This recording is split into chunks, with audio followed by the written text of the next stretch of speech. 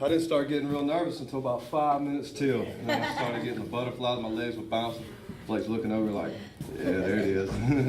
Anyway, I'm Mike, alcoholic. Glad to be here, be sober tonight. And we'll start out with the pleasantries before I start, because I always forget. Sometimes I forget my sobriety date, the most important thing, you know. So that is May 18th, 2012, by the grace of God.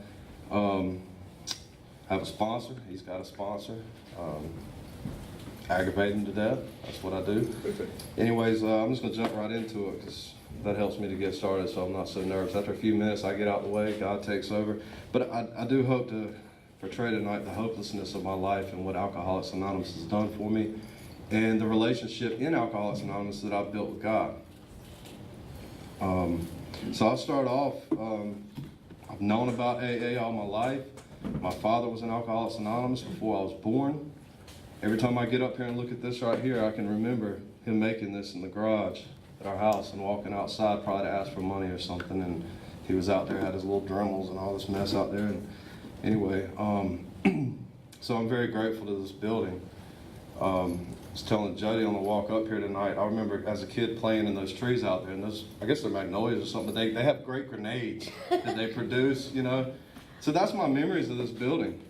It's pretty good memories. A lot of the people that were here back then aren't here anymore. They passed on. But so yeah, I'll start off with how, you know, my dad got sober in '84, and he went through Pinehurst Treatment Center over here, and that's where he met my mother at. While he was in treatment, she was a nurse. She's 12 years younger. She had a car, Camaro. So that's how things happened. He got out of the treatment center, 28 days over there at the hospital, went down to Bethesda, and that's where he started at, with you know, basically homeless and a lot of legal trouble and debt and whatnot. Kind of my story too. Stayed there 19 months. Mom got pregnant with me. They decided to get married, and he also decided to get his electrical license the year I was born, and he did that. And they stayed married for about 3 years and started having problems. And had a nasty divorce. I think I was used as, you know, kind of leverage on both sides, you know. And looking back, it was pretty nasty. And I think that affected me as a kid. I didn't know it at the time, but I think I was born an alcoholic, hereditary, because as a child I already had the behavior. You know, like for instance, I was 6 years old, and when all this stuff was going on, I used to creep in when my dad was in the shower, and I'd steal $100 bills out of his wallet. No way to spend it or do anything with it. That's automatic alcoholic behavior, and I'd get in trouble for it. He'd come in there, where's my money at? I'd give it to him. You know, already the concern was there, and the dishonesty, and at a young age. I always felt different as a child. Felt like there's something wrong with me, you know. So, in order to get attention, I started acting out. I was somewhat a bully. I was bullied and I bullied. When he got custody of me, he ended up getting full custody. And grew up in a mobile home park, and it was really diverse with a lot of different types of people, cultures, I guess you'd say, Indians, black people, white people, Hispanics. So there was a lot going on, if you can imagine, in this mobile home park. And it's kind of funny how my best friend growing up was an Indian guy, and he was born with a lazy eye. And his dad sold dope to get his eye fixed, and I thought that was the most amazing thing.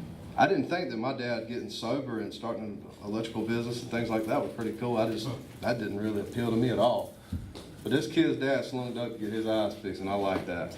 I thought that was just the coolest thing. And his daddy ended up being one of my a friend of mine, you know, down the road. But anyways, so that's what I was attracted to. My dad ended up meeting a woman in here in AA, and she was sober about 3 years. I think he was sober maybe 9, 10 years at the time. Maybe more than that, I don't know. About 12 years. And they got married. She had a teenager. She had a teenage son. He was, in that case, was 9 years older than I was, and had a daughter that was 7 years old. So they were teenagers when I was 9, 10 years old. And there are drugs in my story. I don't mean to offend anybody, and I'll keep the nasty stuff down to a minimum, but in order to tell you my story, I have to include those things. So they moved in. Dad bought a house out toward Highland Hills, and they moved in. And I remember riding the school bus, and these kids were talking about smoking pot and things like that. And remember lying, telling them I had done it to fit in, and that was what I wanted to get into, and ended up getting into some of that stuff. Then my stepsister found out that I was doing it, and that was a good way for her to get out of the house and get some cash from my parents. So what we do is we tell them we're going to go to Walmart, and she wanted frizzies for her hair, and I needed some stuff for school, and they'd fork out a couple 20s, and we'd go to Addo or somewhere and buy some weed. And the older guys that she was hanging out with made me feel a part of. Looking back, they just wanted my sister, so a little bro, you know? So that was kind of the deal, and but it made me feel a part of something. These guys were older. I looked up to them. They had nice clothes. They had back in the day, you know, you had the hydraulics on the cars and all around Harris Teeter parking lot and all that stuff. And that's what I wanted to be. I wanted to be cool like them. And anyway, this lady ended up relapsing in our house that he met in AA, and she was going through a lot of psychiatric stuff. And it put a lot of strain on the household. I think my dad just consumed himself in work, and that's how he was going to meetings, that's how he maintained. I kind of got put on the back burner. I kind of did what I wanted to do. And long story short, they ended up divorcing, and I was already involved by then. Her son died of alcoholism, drunk car accident, and but it was on. I didn't see my mom for about 8 years. I think I was going into 8th grade, and she called. Come to find out, my dad thought he was dying with hepatitis C from his active alcoholism. So, you know, he's going through interferon and all that. Well, he made the arrangements that she should be in my life. And, so that was found out later what happened. But she called me, and I went down to see her after, I think it was 7, 8 years, something like that. I hadn't seen her, spoken to her, or anything. And when I went down and seen her, I was welcomed with love and warmth and stuff, and I think that affected me because all the way through school, I remember 6th and 7th grade, I was getting suspended, I was getting in a lot of trouble, even got caught selling oregano at school, just craziness as an 11, 12-year-old, and when I went down there and seen her, something changed in me. I don't really know what happened, but I didn't want to be a bully anymore. I started trying to take up for kids that were being bullied, and I got into sports, and I started making good grades, and that went on for my 8th grade year. But when I got to high school, it was back on again. The doors were opened. A lot of the guys I grew up with in the neighborhood had driver's license, and they were a few years older than I always pretty much hung out with older kids. And so that's when it picked up for me. Started drinking every weekend. We would drink and I had a buddy of mine, his parents would go up, they had a lake house on Lake Tillery, and they would go out of town every weekend, and we considered them cool parents. They'd make sure we had plenty of alcohol to drink, and we'd line the other stuff up, and that's what we do all weekend, and we couldn't wait until the weekend to do that. The whole week was just preoccupation of that weekend. That's all I could think about. I didn't care about school, anything. When I got driver's license, well, before that I started stealing vehicles out the driveway at night, and was riding all over different counties and things like that, getting stuff, and you know, so basically school went downhill. That's when I got my first legal trouble. My dad had bought a brand new SUV, and I was stealing it in the middle of the night. I was stealing money out of his pocket too to go get the stuff I needed at the time, and he found out, he knew, but he finally had enough of it. It was like, I'm gonna put the man on him. He's going to jail. So the problem was I had the keys. So it's a misdemeanor.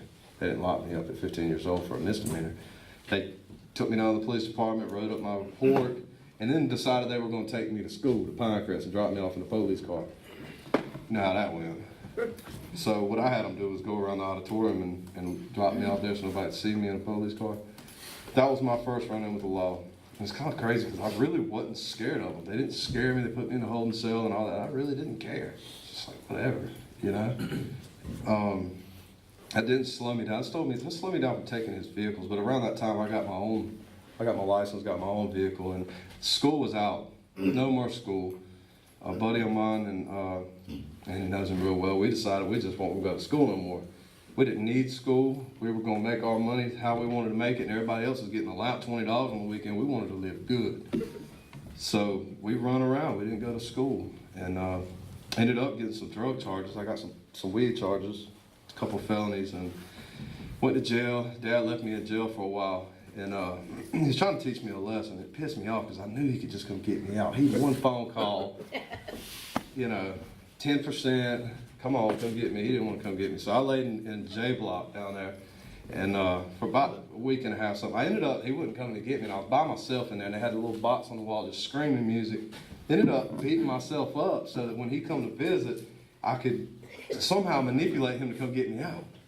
My eyes all swollen up, and I had done it in the mirror myself. Nobody was in there, but I told him they were jumping me, and I was the only white boy, and they're picking on me. And he said, well, I'll tell you what, you want to be a man? This is what you're going to go through. This is what the life you want to live. These are the consequences. He didn't get me out. Made me so mad. And about 2 or 3 days later, he come and got me out. But he didn't. He didn't. He was trying to teach me that tough love. So when he got me out, come to find out after he had bonded me out that I had taken a substantial amount of money from him. He had a safe and he had one key for it. The other key was locked in the safe. But I was the type of alcoholic, I could get that key. So what I did, I got the key from him, opened it up, got the spare key. So I had access to all his assets, all his credit cards, all his cash, whatever I wanted, his guns. And he found out I'd stolen, it was about around $1,000. It was a felony's worth of money. And he come to me and he said, you're out on bond on felony drug charges, and you've stolen this money from me. He said, you got 2 options. You're going to treatment or you're going back to jail. And I was like, man, I don't want to do either one. Like just let it go. It's not that big a deal, So I ended up opting for the treatment. I decided to go to treatment, and being that he was in AA, he knew some people that they used to be Bethesda Link. Now it's Port. They got me in, and back then it was mostly all run by AA members. I don't know now, but got me in there, and they didn't want to take me. They were like, no, you're local. You're a liability to this place. We're not going to do it. And finally they did. And I did not want to be there. I had a bad attitude. I thought there was nothing wrong with me. I smoked a little weed and drunk. I might pop a pill here and there. These kids are shooting drugs, and they got the issues. I'm just kind of going to cruise through this thing. If they want me to read something at a meeting, I can talk good, I'll do that. But the problem is they left me on step 1 the whole time. These other kids working through the steps. I stayed on step 1. And I just didn't want it. I ended up getting kicked out. I ran away. They took me back again. I got kicked out. And I'm going to say it was 11 months after I went to jail on those first drug charges that I got the same exact ones. Exact same. The only difference was this time I had scales. The other time I had a bolt. Got the same thing. And this time I didn't get no deferred prosecution or anything like that. I stayed out for like 8 months waiting for my court date. And during that time I ran as hard as I can get it, because I just knew my life was over. I went to 17, and I went to court. They gave me 3 years probation, 124 hours community service, and ended up, that's when my drinking picked up, because no longer I'd worked myself all the way up through the system. I started out on supervised probation. The probation officer I had then said that she wasn't enough for me, so they bumped me up to this other lady. And I remember I walked in her office and she said, I'm your new mother, sit down, son. Yeah. I thought to myself, boy, this is gonna be good here, And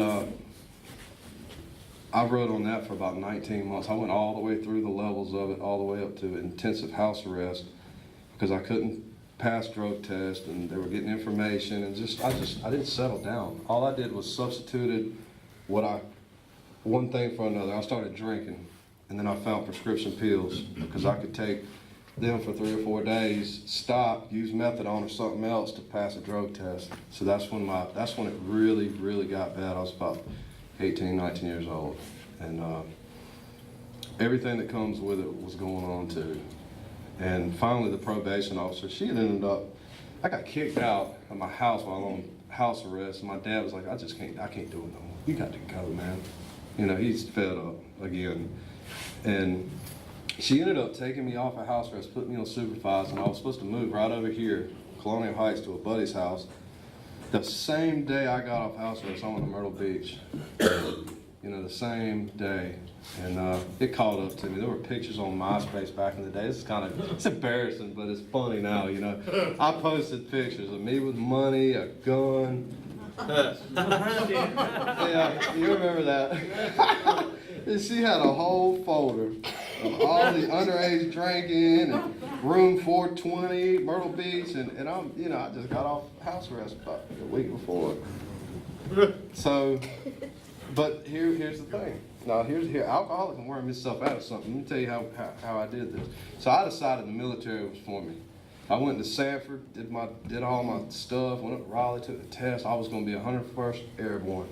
Told my PO, sold her on it, and that's what I was going to do. I'm not going to jail. I'm not going to prison. You're sending me to prison. You know who I am? So, ended up going in front of the judge, and the judge and he's a veteran now. He's all for the military. And he said, young man, I'm going to make you go do this time. When you get out, you can join the military. So, my first prison sentence. I go in there and they, every time I went to prison, for some reason, I'm the only guy in the van. They got sections, and they put the women in the back, and there's me. Every time, I ain't got no guys to pump me up. Come on, bro, we get ready to go do this. They got women crying, and both times, buddy, my sister been in the van just crying the whole way up there. She's just crying. I can't believe it. So, I ended up going to Polk Youth Institute at 19, and man, I got there. I was like, we pulled out. I'm like, this is not the right place. I got weed charges. You know what I mean? And it's just wraps and wraps of barbed wire, and I was like, what in the world have I got myself into? You get in the door and they're screaming at you, and people throwing up gang signs, and it's just like, what in the world? How did this happen to a guy like me? And anyways, I went through that and stayed there for like 30 days or something. I ended up going to Wake Advancement Center. And while I was there, I was the youngest guy on the yard. I was 19. And I met some older cats. I say they're older than my age now. One of them might have been 40. But they were older than me back then. And they were big. They were swolled up, clean cut, you know what I mean? And that's how I wanted to be. So I set in my mind I was going to work out. And that was what's going to fix me the outside, right? I'm going to fix all this out here. Well, little did I know these guys were involved in Alcoholics Anonymous. So they were kind of taking me on and like they wanted to be like a mentor to me. I didn't know it. I wanted to be big like them. They were trying to help me. And they took me to a few meetings, and I wasn't ready. I wasn't ready. I was getting high in prison. I just skimped by right before I was getting ready to get out. They popped the drug test on me pre-release, and when the guy turned his head, I dumped it. I was getting ready to go back to Polk and max out, but I didn't. I got out, and when I was early, and I had dreamed up this plan. I had tried to go to college. See, probation got me to get my GED. And when I was at Sand Hills, I was like, this is what I want to do right here. I want to go to college. I'm going to be a college boy now. And my motives were wrong. I ended up going in, and I was going to major in business administration, and I didn't make it a semester. I just found new people to drink with. And when I was going to school, my dad was cool. He was like, man, you're going to college, I'll help you out. He just let us drink. And so that's all I wanted to do was meet people. Hey, my party's at my house tonight.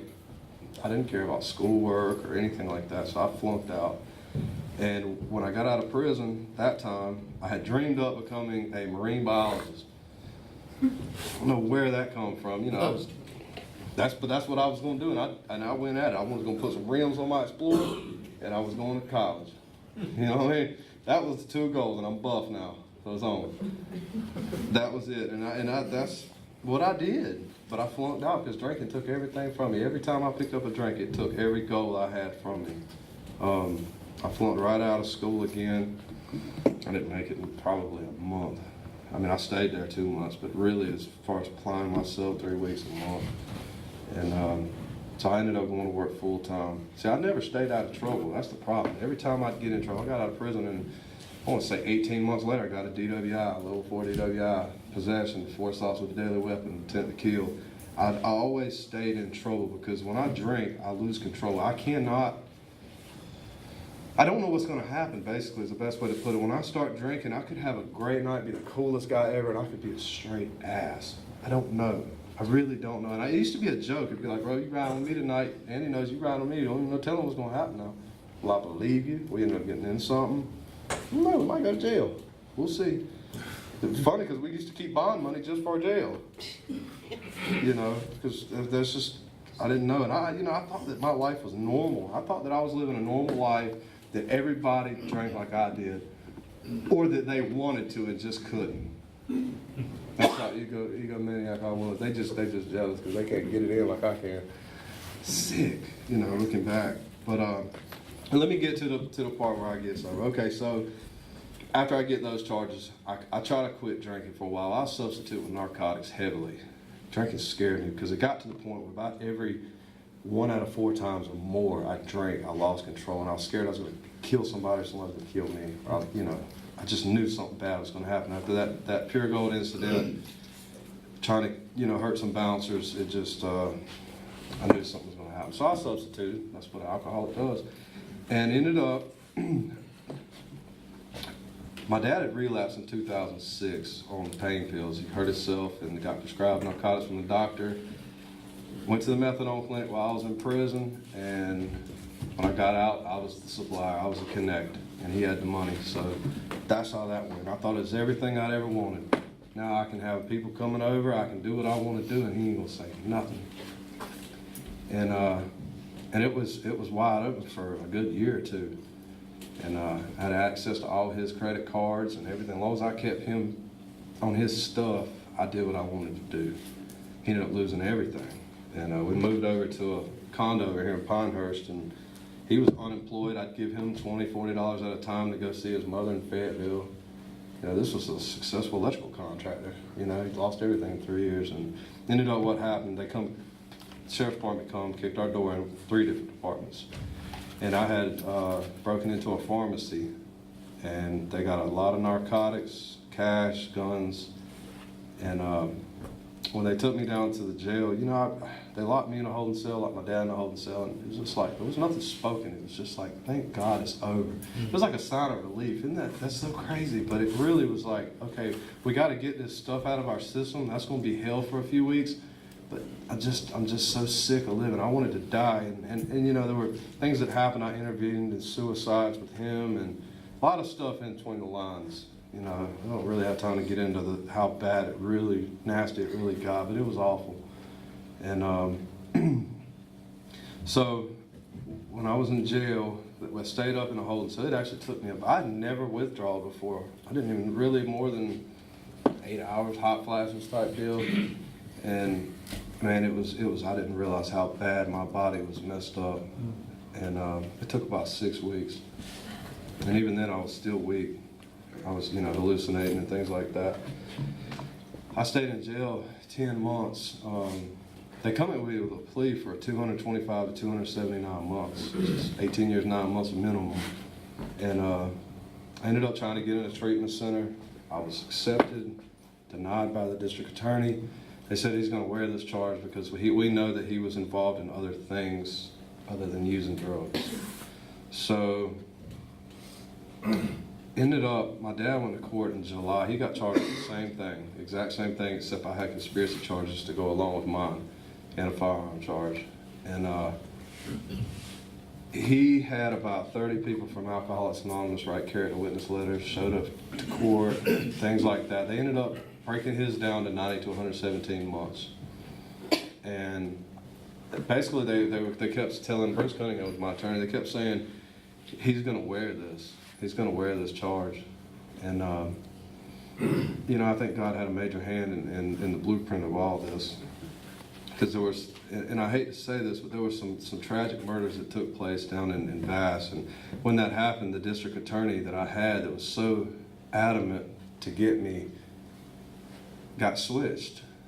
And when that happened, I got the same plea bargain as my dad got. And the lawyer said, man, you got to take this, dude. You got to. It was actually a boxcar sentence. It's that plus more. But when I went in front of the judge, he combined all that stuff and said, "I'll give you the same thing your dad got." And I'll never forget it. He told me to stand up in the courtroom. And what he wanted, you know, that's intimidating when your life's on the line. The judge said, "Stand up." And after he had already, you know, whatever. But he said, "I want you to do one thing for me." And I'm thinking, oh God. He said, "Turn around and look at your mother and tell her you never Can never disappoint her again.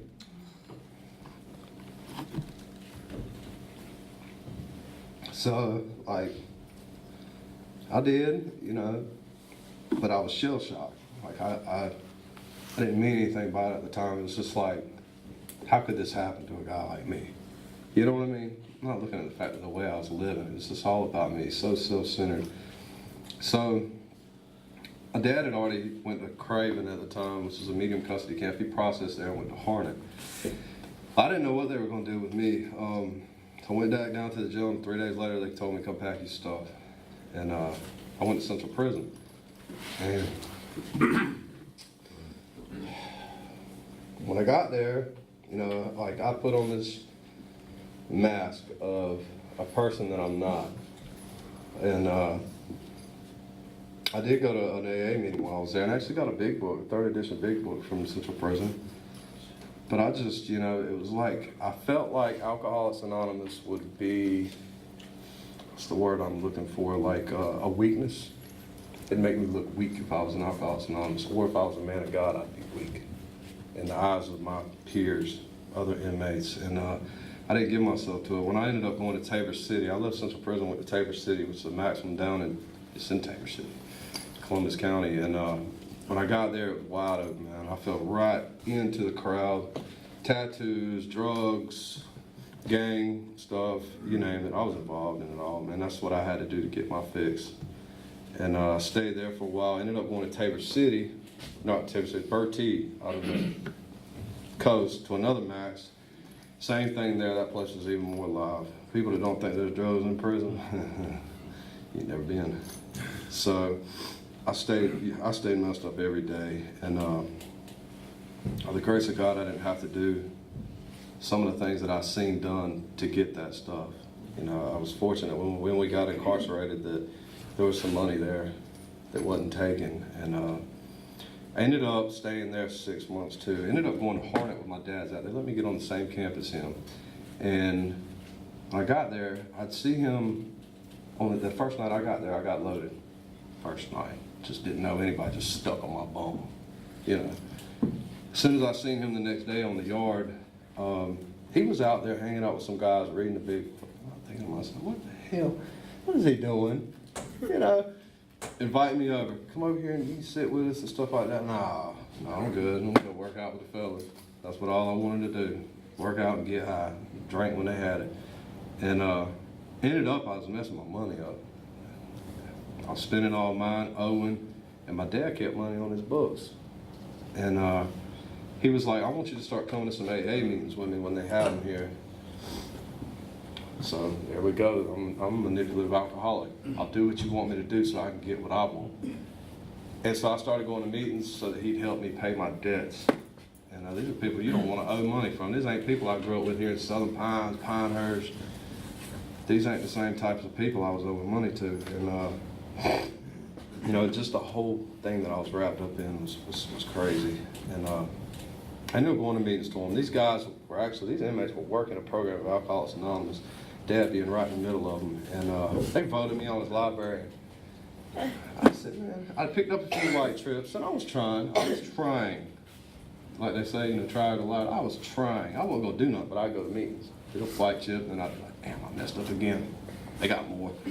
So they voted me on, and you know, I really don't know what happened. I can't tell you what happened in a meeting one night, but I knew in my heart of hearts that if I didn't change, something didn't happen, my life was over. I knew it. And so I went, picked up a white chip. I went the next day and talked to my dad. I said, you know, I think I'm gonna try this AA thing. I didn't think it would work for me though. I just thought I was just hopeless, sick, you know, and he said, well, that's good. He said, but I can't sponsor you. He never listened to a damn thing I had to say. So he pointed this guy out to me, and I looked, he's long hair, kind of hippie-ish, older. All right, we'll give this a shot. So I went and talked to the guy. The guy turned out really awesome. I mean, he was really working a program of Alcoholics Anonymous. He knew that book. He knew how to stay sober. He knew how to find peace in prison. So he showed me, and ended up, I like to tell this because it's really important. You know, when I started working with this guy, I started going through the book, going through the steps. I did the deal. I was walking the track one day with my dad, and I'd already done a fifth step. I was going through the steps, and he was like, "How you doing?" So I'm straight. What do you mean? He's like, "How you doing, son?" I said, "Man, I'm at peace." And I didn't think about it before I said it. So he didn't say nothing. He was like, so we walking. You know, later on, he comes to me. He's like, "Man, I waited all your life to hear you say that." Now, how does that happen in a medium security prison? You know what I mean? That's the program of Alcoholics Anonymous, and that's how powerful it is. I had 5 years left at that time in prison. You know what I mean? I'm at peace. I'm good. So that was how my journey started. I'm grateful that when I decided to come into Alcoholics Anonymous, made my mind up to do the best of my ability what I was suggested to do, and I did. Made mistakes, but I did what my sponsor told me to do, especially when it comes to the steps, to the best of my ability. And I stayed there with Dad for about 10, 12 months sober. We were there together about 20 months in the same yard, and about 10 months, he shipped out to Hoke. He had medical issues and whatnot. He didn't want to work. He didn't want to sweep no floors, clean no bathrooms, you know. So he had medical level 4. I wasn't. I ended up staying there. I went to some classes there, and I wanted to stay there. I had a good AA group. I had a workout team. The guys that I worked out with, they still used, but they were like, they didn't do it in front of me. They respected what I was doing. I thought that when I got sober, the guys wanted to respect me, like I was some kind of punk or something. You know, that wasn't the case.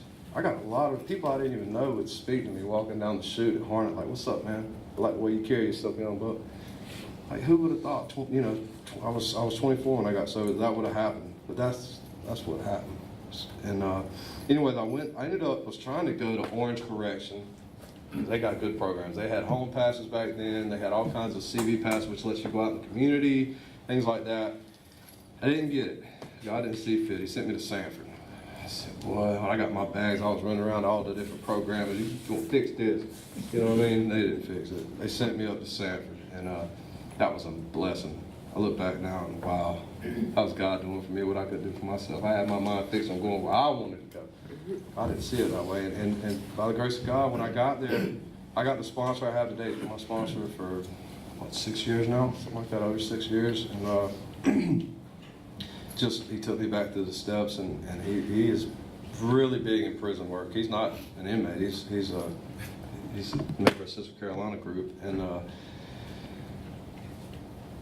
ended up after about 20 months, I was able to go out into the community, and he took me out to his home group, which is Central Carolina group in Sanford, and these people welcomed me with open arms. I thought when I walked in that room, like I felt like I was on like under a microscope. Everybody knows I'm in prison. They're judging me. They think I'm a bad person, and you know, that wasn't the case. A lot of them been to prison, jail and stuff, and they welcomed me. They got me active in that group. I was chairing meetings, and being that I was in prison, I couldn't source out.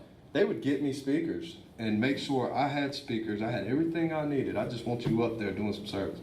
And I did. I spoke up there while in prison. I did a few things like that. I really needed that. I had gotten to a point in my sobriety where I wasn't growing.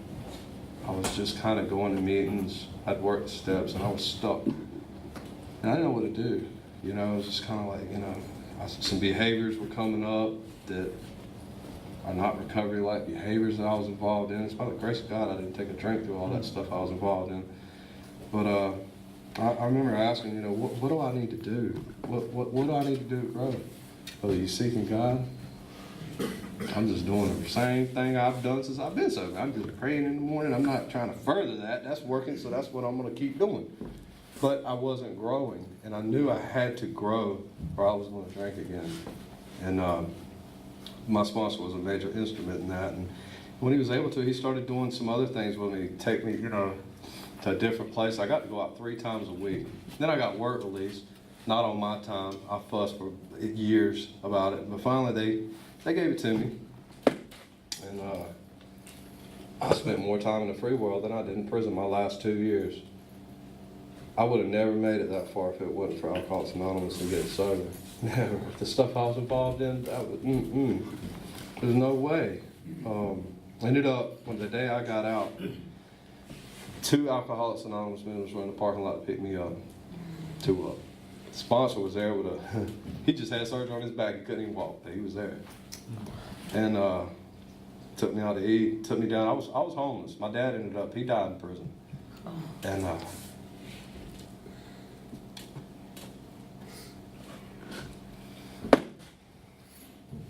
I'm sorry, sometimes I forget to even say that, like, try to avoid that, but anyway, so sponsor, they took me down here to Bethesda, and I remember hearing people say, you know, if you get out of prison or you get out of treatment and you make a meeting that day, your chances of staying sober are a lot better. The odds are with you, whatever they say. Anyway, so I made 2 that day. I come down here to the noon meeting, and then I come down here to that night meeting. It was a Monday. It was a men's meeting. And I jumped right into this thing, and I've jumped around. I joined this home group. Then I joined Primary Purpose, and I go to a lot of different meetings. I go to the meetings where I feel in my heart that I get the most out of them. All meetings are good, you know, but wherever I go, wherever the wind blows me is where I have to go. And I love to go back to Sanford and help out with that group. And there's a lot of old timers, and I like to get speakers for them and do things and support that group and best of my ability. They actually had me speak down there for a Christmas party. Who would have thought? You know what I mean? Really. Really, who would have thought? A guy like me, right? But I'll tell you what, since I got out of Bethesda, you know, I went to Bethesda, I stayed there 9 months, and it wasn't easy. Staying sober wasn't bad. The problem was life. At 5 years sober, I started my life over. You know, and it was good I had the tools of Alcoholics Anonymous, but at the same time, it was like, dang, man, what in the world, you know? It was hard, you know, doing the job thing and starting back off at the bottom, and just a lot of humility. I guess the best way to put it is what it took, and it was a struggle. But I knew in my heart that it was going to get better. I knew that if I kept putting one foot in front of the other and doing what I know to do, doing the next right thing, like Eddie likes to say, I knew it would work out, and it has. I mean, things, you know, I was able to move out of there, and a lot of crazy things have happened. Like, really, it's mind blowing. It's all by the grace of God, and I've been able to stay sober. I wake up in the mornings. I'm not fighting this thing, man. I don't have to fight it today. That was the biggest thing. I remember for so many years waking up in the morning just feeling like, where's I'm gonna get it? Where's it gonna come from today? How am I gonna get it? And that's all I thought about, even before I went to sleep at night, was what about tomorrow? And I don't have to live like that today. I mean, I'm not rich by any means or anything of that sort, but my bills are paid. I've got a nice place to go. I've got a great job. I ended up changing jobs, and first place I went to, and I'm grateful to them. They gave me a job. My record was on parole, all that stuff, you know. But it got to the point in that place that I was miserable. I didn't want to go to work there no more. Every morning I was praying on the way to work because I just knew how my day was going to be, and I was trying to have a good attitude, practice these principles there and things like that. And I had just come to a conclusion where to find peace I had to move on. And God put this other contract in my life, and it took him a little while. My boss said that I got to pray on this before I hire you. Yeah, so you can imagine how that's going. It's going great. He is generous. I mean, he's just, you know, and he tells me all the time, he said, you know, this business, don't run because of me. You know, it's by the grace of God. You know, and so all these positive people in my life have come, and it's who I try to surround myself with. I see old people, old friends and things like that, and they don't appeal to me. It doesn't appeal to me to try to show them how good I'm doing or anything like that. Why? So, the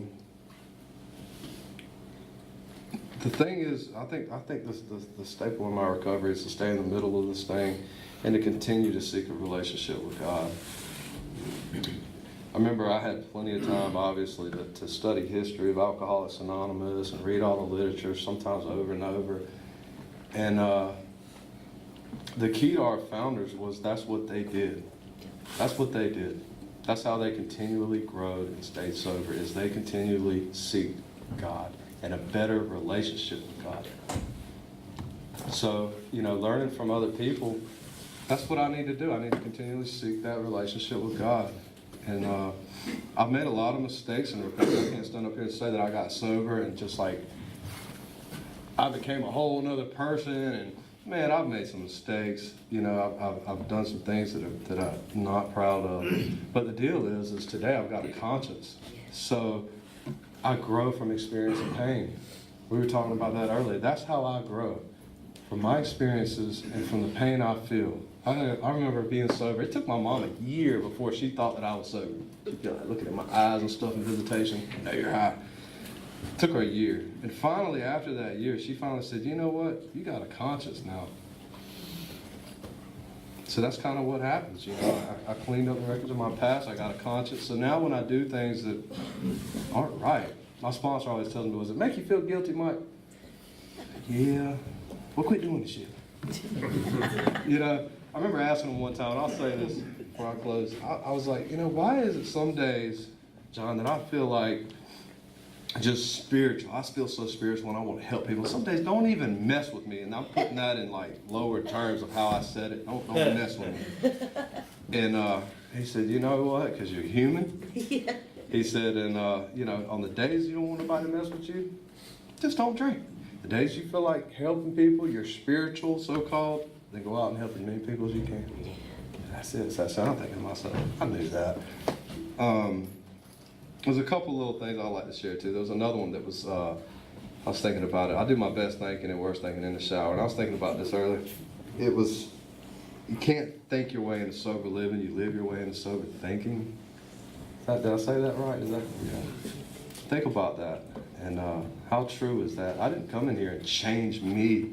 I didn't change myself. You know, I tried for so many years to make things work the way I wanted them to work. What happened is I just followed some suggestions and things happened a day at a time. Who would have thought, right? That's pretty much all I got. You know, I'm just so grateful to be sober and to be able to stand up here today and be a testimony of the power of Alcoholics Anonymous. It's just truly amazing. Would have never thought. And I remember one more thing. I remember my first sponsor, into my fourth step, had me write down what I wanted at Alcoholics Anonymous. What do you want your life to be like in the future? I wrote about a page and a half. And when I reflect on that, wow, I sold myself short. So short. And I'm only, maybe 7 years. I'm just getting in this thing. I'm a baby now. So, you know, it just really, truly is amazing. It blows my mind. So anyways, thanks, Andy.